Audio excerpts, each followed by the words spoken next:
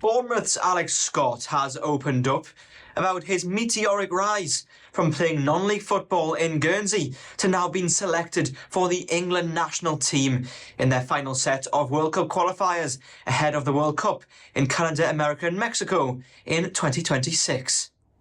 Yeah, obviously, over the moon. It's, everything you dream for. And, back then, like you said, 6 years ago, I was playing, non-league football for Guernsey. And yeah, I wasn't even sure I was going to make it as a football player. So to now be in the England senior team, it's a dream come true. And yeah, I'm just grateful for all the coaches, my family and everyone who's almost helped me get to this point today. You wear the number 8 on your back for Bournemouth, of course, but you have played a little bit deeper. You played as a 6 as well. It's a big discussion we're having around the England setup right now. Who's a 6, who's an 8? Which do you prefer? Which do you think you're best suited to? To be honest, I probably prefer playing as a number 8. I feel like you can do a bit more of everything, but to be honest, wherever I'm put, I'm more than happy to play. Like you said, I've played 6 before in the Euros. I was a little bit deeper, and Elliot was further forward. I've played as a number 10, so it's good to have maybe all 3 of them positions where you feel comfortable and you feel you can play. But for me, I'd say my preferred position is a number 8. Yeah, Alex. Hi, Alex. You just mentioned it there that you played with Elliot before in the 21s. How much do you think that experience of playing in a high pressurised situation in a tournament will help you coming into this England squad? Yeah, for sure it's going to help, and it's obviously good that played with Elliot. I knew a few of the other boys as well through tournaments and in the younger age group, so all of them sorts of things help. I think, yeah, obviously it was high pressure going into that tournament, especially with what the previous group done, and they went and won it. So yeah, there was a lot of pressure on us to do so. And yeah, of course we delivered.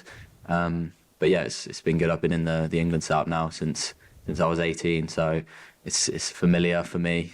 Coming away with the team, so it's been easy to almost settle in. It's always a good time to break into the England squad, but now is probably one of the best. The last squad of the year, and then just one camp before Thomas Tuchel will name the squad for the World Cup. Have you allowed yourself to dream of maybe making that squad and being there next summer?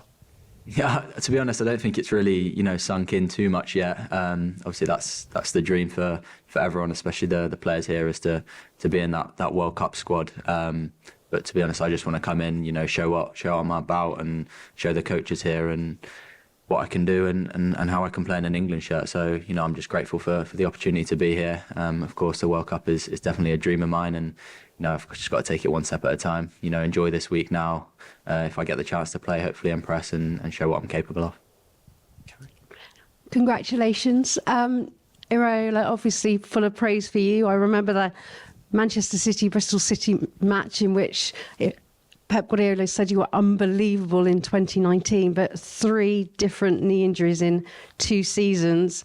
How bleak did you start to feel about your career, and who helped you get through that?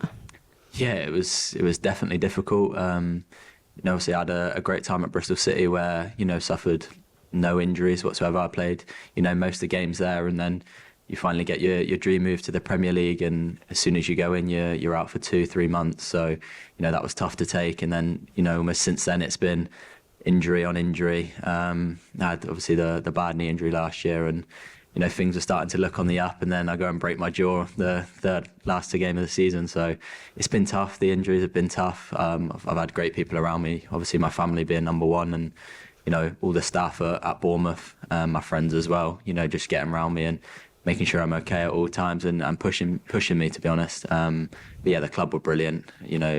Anyone there I could speak to if I was feeling down or not feeling great at all. So yeah, they definitely helped there. But at times it was definitely tough. And I'm glad I've come out the other end and finally getting a run of games with no injuries. That's the most important thing. I'm just happy to be playing football again.